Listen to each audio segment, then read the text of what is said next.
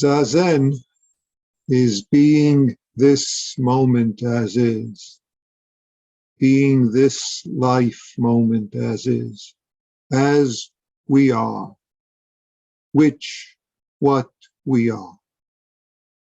Sitting is in the midst of this, and sitting is to notice, sooner or later, as necessary, what we are doing, believing, or refusing, rather than being right here, in place of, or covering up this experiencing this moment as is, which is our life.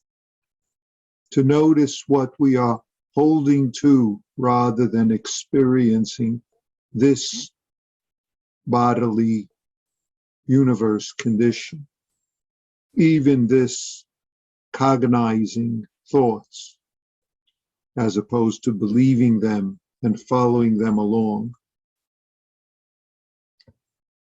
Experiencing is sensations. Sometimes we mix up what we call feelings with sensations, what we call emotion, thought, and we call that feelings and thinking that this feelings are sensation, as if this is experiencing, which is why it's important, and I am clarifying that sensations as different from feelings. Sensations is experiencing, while feelings technically can include sensations. Often we use the word feelings to focus on emotion, thoughts about sensations, about the experiencing, about this life moment. The Buddha speaks literally when he says to Bahia, quote, "In what is seen, there will be just what is seen. In what is heard, there will be just what is heard. In what is sensed, there will be just what is sensed. In what is cognized, there will be just what is cognized. Bahia, you should train yourself thus." Close quote.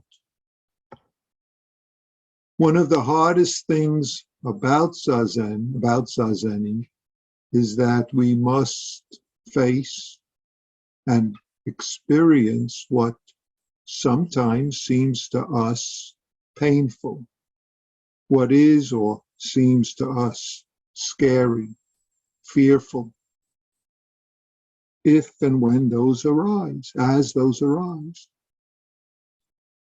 Not only must we face these, but at times it seems that practice reveals these emotion thoughts to us. It shines a light on them when they arise, which can lead us to mistakenly think that Zazen creates these. And of course, then we could entangle in all sorts of beliefs, such as if I'm not zazening, if I don't sit, then I will not have these arise, appear, be in my life, seem to be my life, which is, again, just a fiction. The Buddha reminds us of this when he says, quote, "When you are in what is seen, there will be just what is seen. In what is heard, there will be just what is heard. In what is sensed, there'll be just what is sensed. In what is cognized, there will be just what is cognized. Then," he says, "Bahia, you will not be thereby.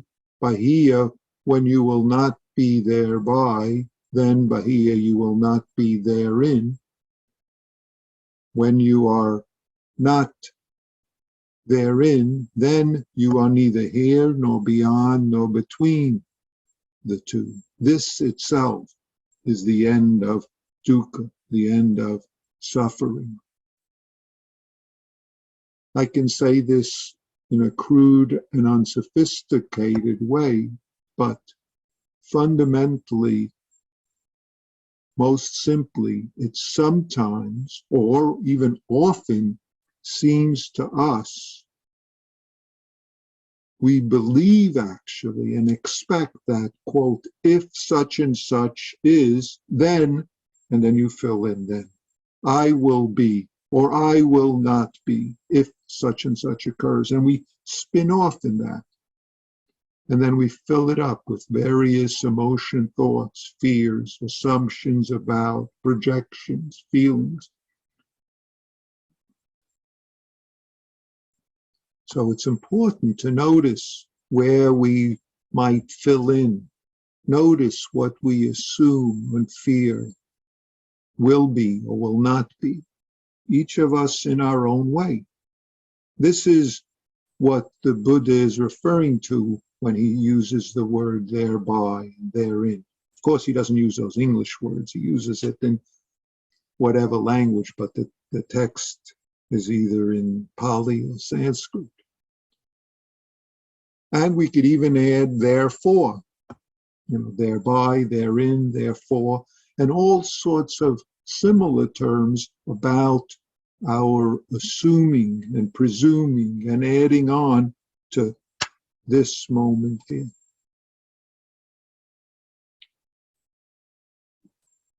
Ordinarily, in our life, there's these habits where we often believe and either grab onto or avoid emotion thoughts that arise, especially those that seem fearful, uncomfortable, challenging, even scary.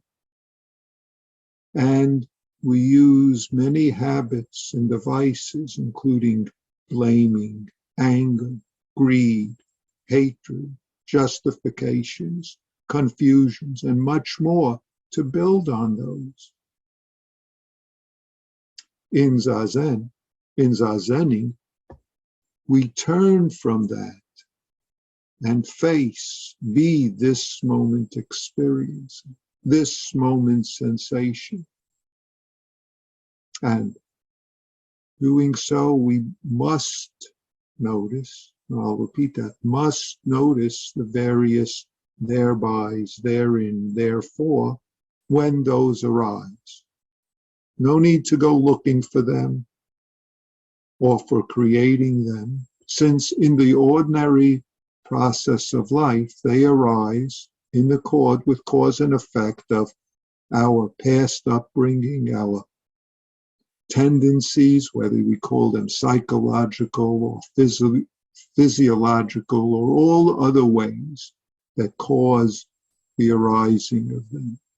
And in Zazen, we pay attention to, be this experiencing. We are experiencing, and notice the very traces and glimmers of self-habits that distract us from this moment of the universe life, that avoid, enable us to be elsewhere, anywhere rather than this moment reality, however it appears for us as this body, mind, inside, outside.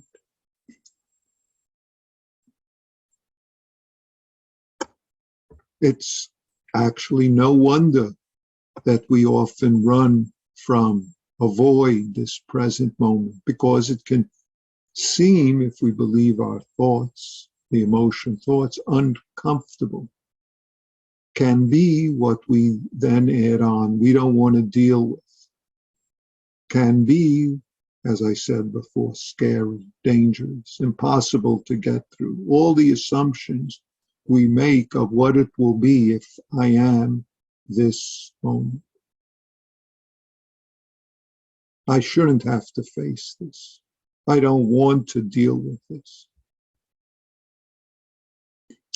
And yet all humans, including us, deal with this from childhood until death, including death. And we use many devices and forms by which we, so to speak, react and deal with this. And we know that reactive habits such as greed, anger, delusions, pushing away, grabbing onto, stories about the people close to us or far from us, clinging, all the other habits that entangle in self-centeredness, those create trouble. So Zazen, as I said, is simply being this moment as is, sitting, living as this moment as is, experiencing his sensations. So let's pick a case. Blue Cliff Record, case 43, Heikigan Roku.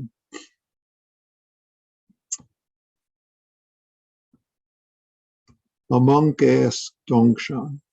Dongshan's also Tozan in Sino-Japanese. A monk asked, cold and heat come, how can we avoid them? When cold and heat come, you could translate, how can we avoid them?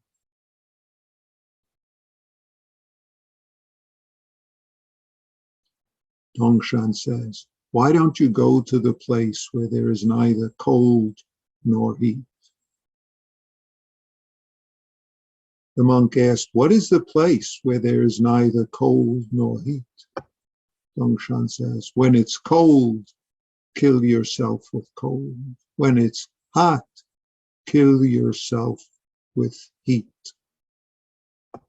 Now, as soon as the monk asks, what is the place where there is neither cold nor heat? He's already missed Dongshan's statement. It's as if, and this is just explanatory, he had heard the word, as we say in the Heart Sutra, form is emptiness, and he then asked, where is this emptiness? Where is it? Where is it? He misses what's right in front of him. So Dongshan is very kind to say, when it's cold, kill yourself with cold. When it's hot, kill yourself with heat. Is this the same as forgetting self, or is it different?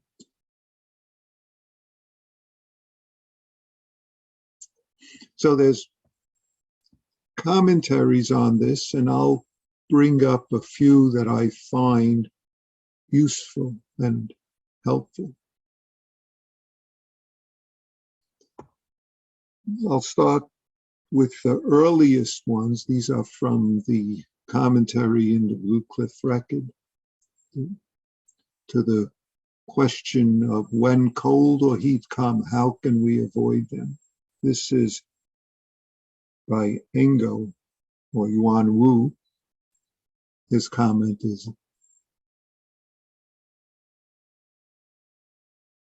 it's not this season. Cold and heat are right in your face, right on your head. Where are you? So then Dongshan says, why don't you go to the place where there's no cold or heat? And Yuan Wu's comment, the world's people can't find it. He hides his body, but reveals a shadow. The con man sells a bogus city of silver. And the monk asks, not getting it, he asks, what is the place where there's no cold or heat?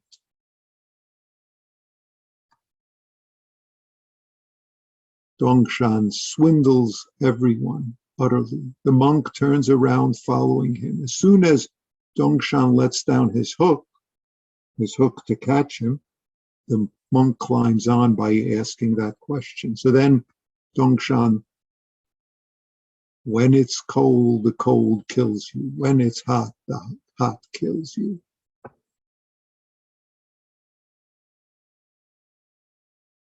Yuan Wu's comment, the real doesn't conceal the false. The crooked doesn't hide the straight. looking out over the cliff, he sees tigers and rhinos. This is indeed an occasion to be sad. Dongshan turns over the great ocean and kicks over Mount Sumeru. But say, where is Dongshan?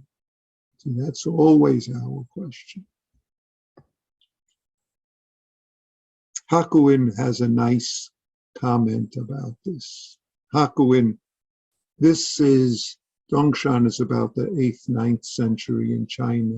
Yuan Wu's comments were about the 11th century in China, and Hakuin is the 16th, 17th century in Japan.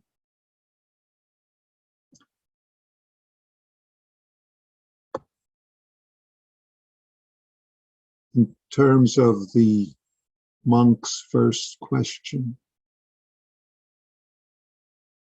he says, Dongshan ripped off this monk's goods with a huge rake, meaning he doesn't let him hold on to what he's trying to use when he's asking the question. Meaning, when the monk then asks, how is it where? Is that the monk has some idea, interpretation of following the words, not realizing he's been given a method of changing his bones. Changing his bones. Isn't that nice? So, when I worked on this with Maezumi Roshi and Doksan, he brought up, and earlier commentaries in China also bring up, that this can be connected to what's known as the 5 ranks. Dongshan, it's attributed to Dongshan. The first of these ranks is the absolute in the relative. So Maezumi Roshi says, in one particular school of koan work known as the Inzan school, we work on this case with the 5 ranks. The first, you could say conceptually, the absolute in the relative, we might say this is the place where there's neither cold nor hot. And the second is the relative in the absolute. When it's cold, kill yourself with cold. When it's hot, kill yourself with heat. That's so simple and straightforward. Kill your self-centeredness, if I say it that way. But that's already explaining. And even what I said about the 5 ranks can become conceptual and intellectual. And really the whole point here is about being this fundamental matter. That's what this whole case is about.